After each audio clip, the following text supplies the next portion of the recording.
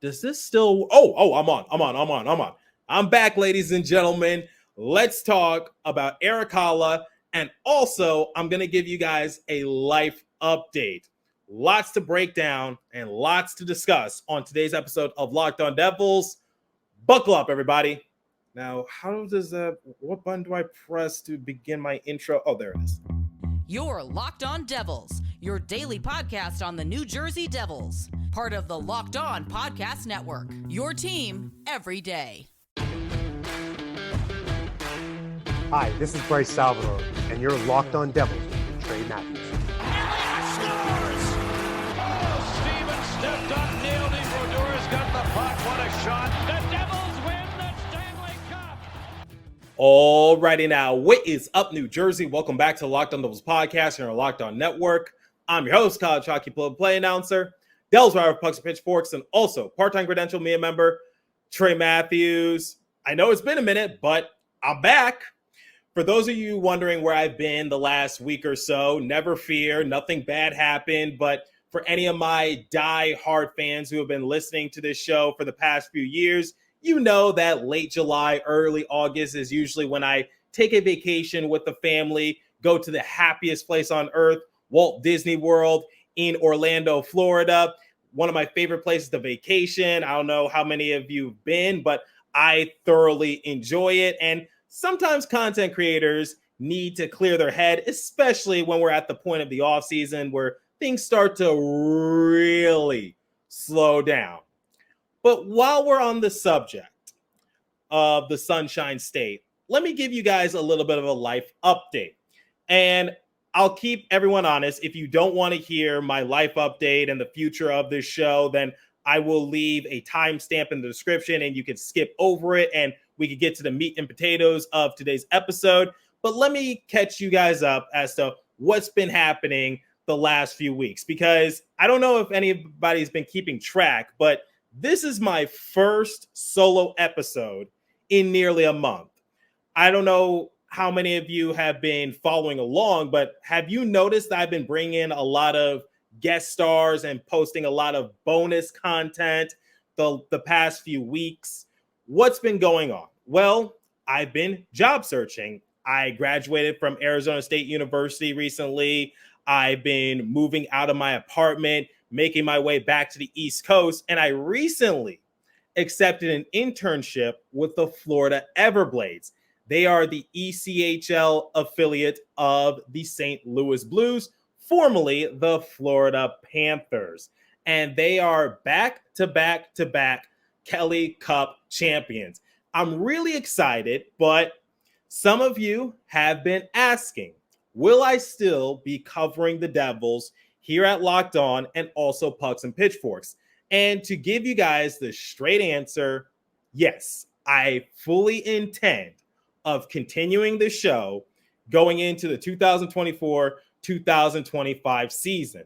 This is a internship. I don't foresee it taking too much of my time to the point where I can't record an episode consistently. And some of you were texting me, leaving comments on my social media. Will I still be doing this show? And while I answered yes, it got me thinking. The past few weeks has definitely been a journey for me, looking for jobs in the open market, trying to claw my way up in the industry. And I really sat down and thought about it. When will I have to step away from Locked On to continue my journey? The answer is I really don't know. I don't know what the future has in store. I live in the present. Whenever my doctor asks me, like, hey, Trey, are you available for a checkup on this future date? I always say, I don't even know what I'm doing tomorrow, let alone 6 months from now. The one thing I can assure you guys, I really enjoy doing this show. I enjoy going to Devils games. I enjoy traveling with the team. I enjoy going behind the scenes, getting sound bites. I enjoy interacting with other media personnel. I really love doing what I do. But I know there's going to come a point where I'm going to have to step away and pursue another venture in order to claw my way up in the industry, because I really want to become a hockey play-by-play announcer And once I get to minor league hockey, it might eat away a chunk of my time. But that's way later, and I will address it when I cross that bridge. And if this internship does become too much, before I just completely take a step back and say, hey, I don't think I could do this anymore, I would first try to bring on a co-host, and I have some ideas in mind. And why am I telling you guys all this? Well, without your listenership, without your viewership, there is no show. And I want to be transparent with you guys. And some of you were wondering, like, oh, he's been away for a good while. He just accepted this job with the Everblades. Is he done at Locked On? I just want to address it and say, once again, I fully intend of covering the Devils this upcoming season. And I'm excited for what the future has for me and my career. But for the time being, I'm here. I love covering the Devils. I love interacting with so many people. And I hope you guys enjoyed the amount of guest stars that I brought on the last few weeks, from Jersey Joe, Jim Behringer, Christy Flannery, team reporter Sam Kazan, and even Ben Burnell, who covers the Utica Comments for Daily Sentinel Sports. I really hope you guys enjoyed that sort of content. And now I'm back, and let's get back into the swing of things. And luckily, the news wasn't really all that big while I was taking my vacation. Dawson Mercer still has not signed his new deal. The Devils hired a certain person to an advisory role in the front office. Some people are not really too happy about it. On top of that, they also hired a former captain as well. Last name begins with a G, first name A. And Michael McLeod signed a new deal with the KHL. That's the only time I'm going to discuss it.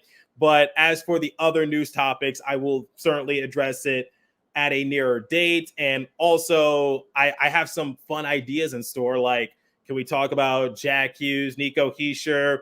Where do they rank amongst other first overall picks throughout the NHL? What does the future have in store for Jack Hughes? Because we think he could become a superstar, but it always seems like he's derailed due to injuries. And the big question people have, where does his career go if he continues to get hurt? Once again, I will discuss all those sorts of topics at a later date in the near future. And from here on out until I believe mid-September, I'm only going to be posting 3 episodes a week, just giving you that heads up. All right, life update complete. Let's get on with today's episode. And like I said, it's sometimes hard to get back into the swing of things, especially since I've been away for so long. But I think I know the perfect chapter to pick up right where I left off. What was I talking about with some of the other Devils content creators that I brought on to this show? We were reflecting on the 2023-2024 Devils season. And I will spare you guys. I'm not going to ask the same questions like I asked them. We're going to switch things up a little bit. Erik Haula went on NHL Network a couple of weeks ago, and he discussed his game and the future for the Devils. As you guys know, I love to break down exit interviews, play those sound bites, and give you guys my thoughts on that said player. And for Erik Haula, we're going to do it a little differently. Instead of me going back to the vault a few months back to his exit interview, why not play some sound bites from his interview with NHL Network a few weeks ago? Where do we begin for this segment? Well, let's talk about the season in general. And as you guys know, all sorts of Devils content creators have their various opinions as to how the season went, but let's hear it from a player once again. Here's what Erik Haula had to say about the season and also the offseason moves made by Tom Fitzgerald. And he had an interesting quote. Take a listen. The Devils. I think you guys are a team that is very positioned to make a big leap here, right? And I don't even want to call it a leap because a couple years ago, this team was in a really good spot. I think last year was just everything went wrong for this team, it seemed like, whether it was injuries or a lot of other factors. What you've seen this summer, what this team has done, and, where's your belief in this group moving forward? Yeah, I mean, I don't think anyone with the Devils can, go into the season without just being completely excited. I think Fitzy did a great job of addressing areas that we needed help in, starting with our goaltending. right down the line of our defense, and then adding, some veteran guys, some young guys, keeping our identity intact. It's really exciting. I think we have a really deep team. Our younger guys are going to be older again, and I think at the end of the day, I think last year was good for us. We probably over exceeded expectations a couple of years ago, and last year was hard, like you said. So a little punch in the chin sometimes is good, and I think you'll see a very motivated group with the Devils next year, and I think we'll be ready to push for something that the Devils haven't done in a little bit. Punch in the chin. We're going to highlight that momentarily. But before we continue, let me tell you guys about Indeed. If you need to hire, you need Indeed. Indeed is your matching and hiring platform with over 350 million global monthly visitors, according to Indeed data, and a matching engine that helps you find quality candidates fast. Ditch the busy work. Use Indeed for scheduling, screening, messaging, so you can connect with candidates faster. And Indeed doesn't just help you hire faster. 93% of employers agree Indeed delivers the highest quality matches compared to other job sites, according to a recent Indeed survey. And I actually love using Indeed. One of the things I've used it for is to book myself some play-by-play gigs. I still get those emails to this very day. I've been able to make some money the past few years doing so. And listeners of the show will get a $75 sponsored job credit to get your jobs more visibility at Indeed.com/locked-on. Just go to Indeed.com/locked-on right now and support my show by saying you heard about Indeed on this podcast. Indeed.com/locked-on. Terms and conditions apply. Need to hire? You need Indeed. Okay. I don't know how many of you listened to this episode, but a few months back, I appeared on Let's Go Devil podcast with my boss, Nick Villano, over at Pucks and Pitchforks, and also Sam Wu. And we were talking about the downward spiral that the Devils were having and how, similar to what Erik Haula said, it was sort of a punch in the chin because the Devils had these expectations heading into the season. People thought that they would be competing for the top seed in the Metropolitan Division. People thought that maybe they could be title contenders. Ultimately, it didn't happen because the Devils' blue line was inexperienced. Their goaltending was shaky at best. And Nick, Sam, and I were basically saying, like, is this best case scenario for the Devils for them to just miss the playoffs? Because this was back in March. The season was still ongoing. And is it just best case scenario for them to miss the playoffs and come back with a purpose next season? Sort of coming back with a vengeance, if you would. And one of the examples I used was the Tampa Bay Lightning. In 2015, the Lightning went to the Stanley Cup final. Unfortunately, they lost to the Chicago Blackhawks. The very next season, 2016, they lost in the conference finals. Now, what happened to them in 2017? They had a record of 42, 30, and 10, and they missed the playoffs. Goes to show you how tough the division was because in 2016, they had a record of 46, 31, and 5. So the fall off, not really all that large, but you get the point. The Lightning missed the playoffs. But the very next season, they went to the conference finals. Then 2019, they lost in the first round. But after that, I think we all saw the dynasty that the Lightning established. They went to 3 straight Stanley Cup finals, winning it back-to-back 2020 and 2021. Yes, the bubble year still counts. I don't care what anyone says. I don't care if it's in the NBA or the MLB. 2020 championships count, people. I'm going to say it again for the people in the back. 2020 championships do count. The Lakers, Dodgers, and Lightning all won their respective championships that season in the midst of a pandemic. Digressing a little bit. 2020, 2021, back-to-back champions. 2022, they made it to the Stanley Cup final, but lost to the Colorado Avalanche. Now, am I saying that this Devils team is going to go to 3 straight Stanley Cup finals? No, but here's the thing. Before the Lightning went to those 3 straight Stanley Cups, in 2018, they went to the conference finals and lost. 2019, they lost in the first round. sometimes you got to fail before you succeed. And I think this Devils team is the epitome of it because they got punched in the mouth, whether it was due to injuries, inexperience, lack of consistency, coaching dilemma, you name it. This Devils team had all sorts of problems that they needed to fix, and they waited a little too late to fix those issues. But luckily, they had a few bright spots in Jesper Bratt being named an all-star. Jake Allen was brought on at the trade deadline, and I think he performed pretty well. For what it's worth, I think Kaapo Kähkönen was also pretty solid in between the pipes. Like I said, sometimes you just got to fail before you succeed. And I think this Devils team, given the amount of fixes they did during the offseason, Fitzy fixing the goaltending, adding more experience on the blue line, and also adding more depth in terms of forwards, I think this Devils team is going to be just fine. And I'm glad that they reunited with Tomas Tatar and Stefan Nason, because I think both of them are pretty solid in their own respective ways. Paul Cotter, he adds more physicality. All right, there you go. You replace the productivity of Miles Wood and Michael McLeod. Then on the blue line, Brett Pesce, Brendan Dillon. One guy knows how to position himself. The other guy knows how to play physical. And Jacob Markstrom. Yes, he's getting up there in age, but it gives someone like Nico Daws more time to develop and not really rush him, especially since he was coming off of hip surgery just a couple seasons ago. I think a lot of people are forgetting that Nico Daws was playing a good chunk of the Devils games in between the pipes.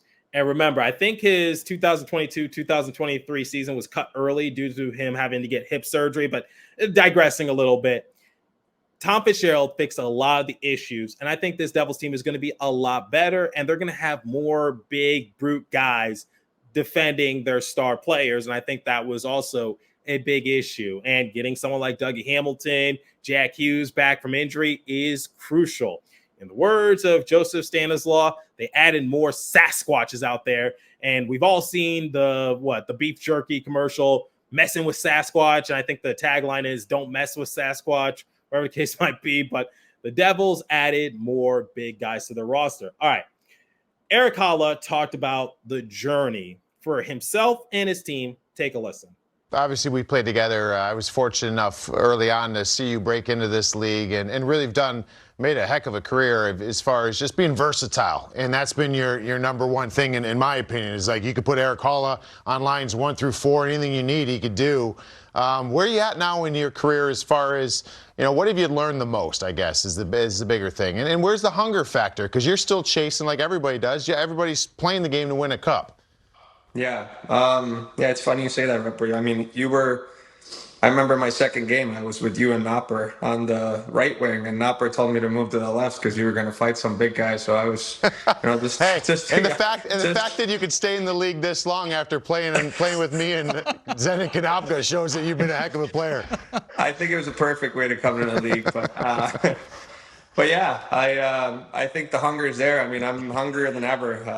I'm 33 years old and obviously looking to play as long as I can. But I also realize that age is a factor in this league, and I've been fortunate enough to play 11 years, and I'm working hard in the summer to keep it going. But ultimately, like you said, I'm chasing the Stanley Cup.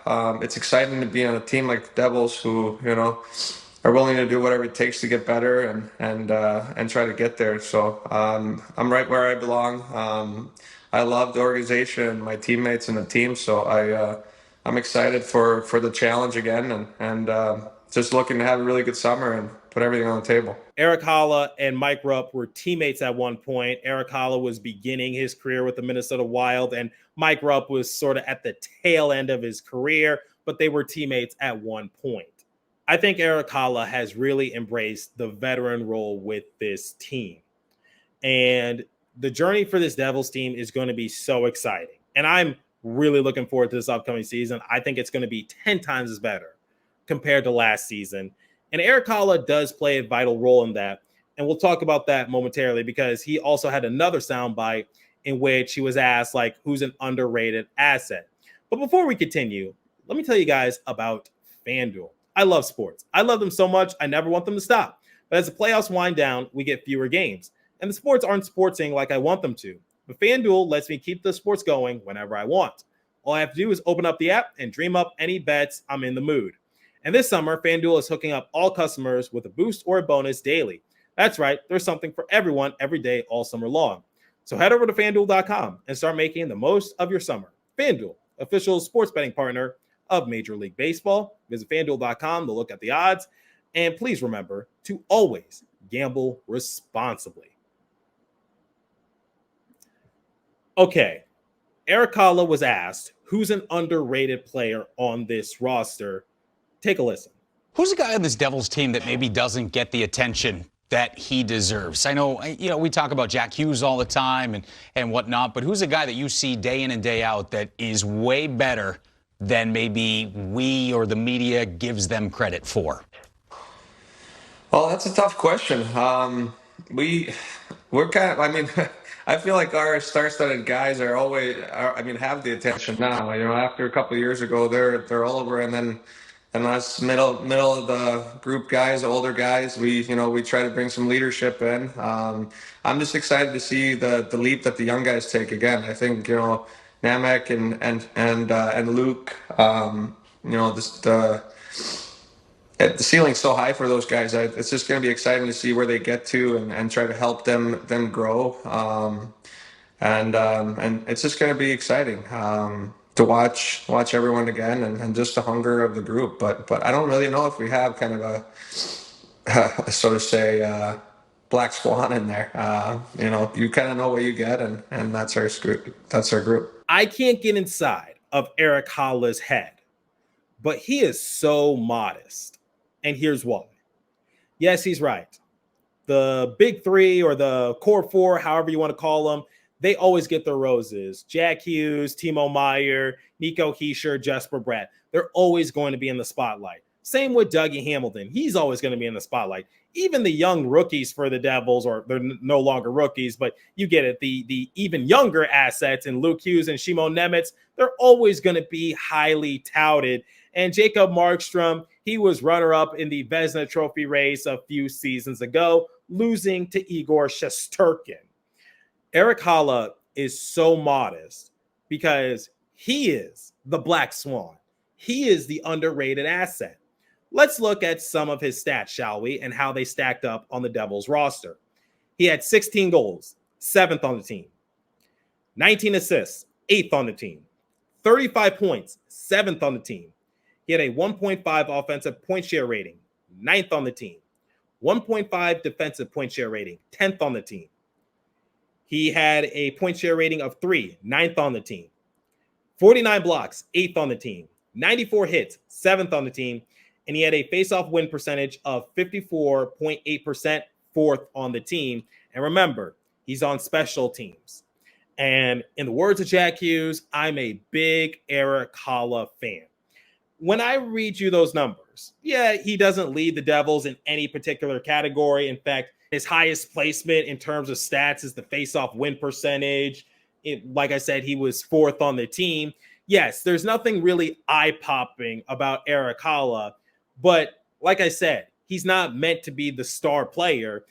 And this was established during his interview on NHL Network, which is you could plug in Erik Haula anywhere. He could play on the top 6. He could play on the bottom 6. He's on the PK. He's on the power play. Erik Haula is so versatile and so crucial for this team that like I said, I can't get into his head. This is pure speculation on my end. I'm sure he really wanted to say himself because he is a very underrated asset. His numbers are solid, and the Devils always get more puck possession when he's out there on the rink, which is why Lindy Ruff, when he was still the head coach, said at one point that he won't scratch Erik Haula because possession is so vital. It's crucial.